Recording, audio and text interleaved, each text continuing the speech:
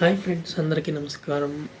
So ఇలాగా సోలోగా మాట్లాడి చాలా రోజులు అయిపోయింది. ఈ మధ్య షార్ట్స్ మాత్రమే చూస్తున్నాం. సో ఫస్ట్లీ మీరు నా ఛానల్ కొత్తగా వస్తే ఒకసారి లైక్ వేసుకోండి, ఒకసారి మీ కామెంట్ చేయండి మీకు నచ్చితే కంటెంట్. సో ఇవాళ టాపిక్ వచ్చి చాలా సింపుల్ అండి. ఏంటంటే నా బెస్ట్ ఫ్రెండ్ గురించి.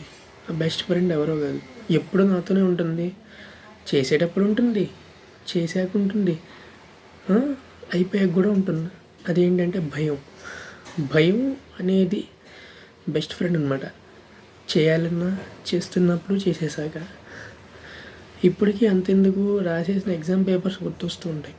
నాకేగా చాలామందికి వస్తూ ఉండొచ్చు, కానీ మనకి ఎందుకో ఒప్పుకోవడానికి ఈగోస్ వస్తుండే అంత ప్రాబ్లం అక్కడే. మనలా ఉండాలంటే ఈగో మనకి రాదు అని తిప్పడానికి ఈగో, మనం నేర్చుకుంటున్నాం అని చెప్పడానికి ఈగో, మనకి అయిపోయింది మనం నేర్చుకున్నాం, మనకి ఇంకా ఏమన్నా చేయాలంటే చెప్పాలంటే ఈగో. మనిషికి మన అసలు కనెక్షన్ ఎందుకు డెవలప్ చేసుకోవాలి నాకైతే అర్థం కాదండి.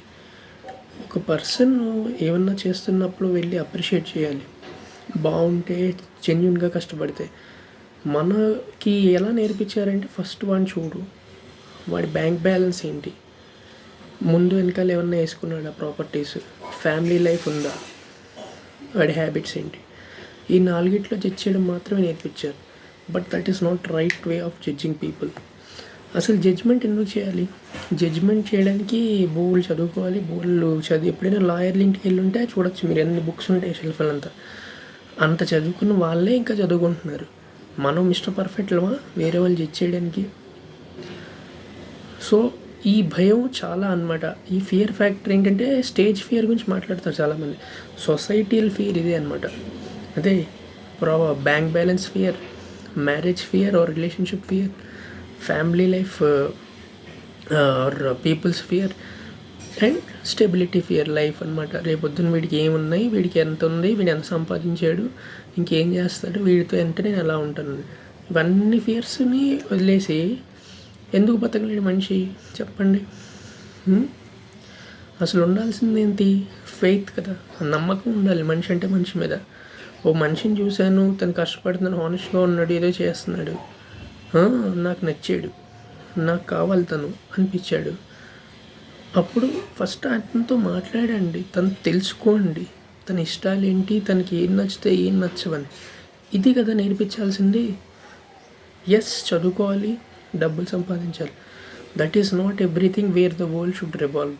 అదైతే పక్కా. పొజిషను, పైసా, పర్సన్, ఇవే నేర్పించారు మనకి. అది నేర్పించాల్సింది ఏంటంటే హానెస్టీ, సింప్లిసిటీ అండ్ కైండ్నెస్. ఈ మూడు కనుకుంటే మిమ్మల్ని కొట్టేవాళ్ళు లేడు. ఆ రోజు వాడు నిన్ను మాట నచ్చు అలా అని చెప్పి నువ్వు బ్యాడ్ అయిపోవు. నువ్వు నీ గురించి నీవు తెలుసుకుంటావు, నువ్వు నిన్ను రీషేప్ చేసుకుంటావు, లేకపోతే నిన్ను నువ్వు అలాగే ఉంచుకుంటావు. నీ జీవితంలోకి వస్తారా రారా వాళ్ళే ప్రాబ్లం, నీది కానే కాదు. సో ఇవన్నిటి మీద ఫియర్ అనమాట. అది ప్రాబ్లం. అదే ఎక్కడ అంటున్నా. అఫ్కోర్స్ అన్ఫార్చునేట్ థింగ్స్ అవుతాయి, అఫ్కోర్స్ బ్యాడ్ థింగ్స్ అవుతాయి.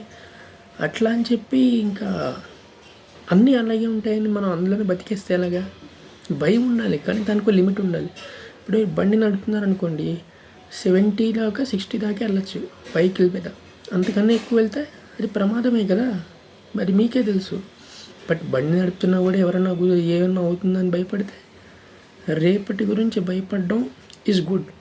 బట్ అదే లైఫ్ అంతా అలాగే ప్రొలాంగ్ చేసుకోవాలి అనుకోవడం మాత్రం బుల్షిట్. అది అలాగే ఒక పర్సన్ని చూడగానే, ఫర్ ఎగ్జాంపుల్ మీరు ఏమైనా అలయన్స్ చూస్తున్నారు, మీకు ఏమైనా రిలేషన్షిప్ చూస్తున్నప్పుడు ఫస్ట్ ఆ పర్సన్ అర్థం చేసుకోండి. తన ఇష్టాలు ఏంటి, అయిష్టాలు ఏంటి, తను ఏం చేయగలుగుతాడు, తను ఎలా ఉంటాడు ఏంటి. అది అయితే వన్ టైంలో అయితే రాదండి అది ఖచ్చితంగా. అండ్ షీట్ చూసి మాత్రం ఖచ్చితంగా చెప్పలేవు నువ్వు ఎవడు ఎలా అంటాడు.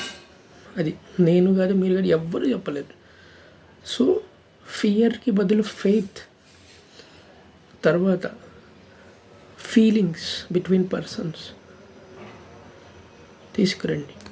ఖచ్చితంగా లైఫ్ బాగుంటుంది, మీరే మీకు నచ్చుతారు, అంతే. అంతకుమించి ఏమీ లేదు. The best part of fear is it is there, but if it is there always, you are not there. Remember it.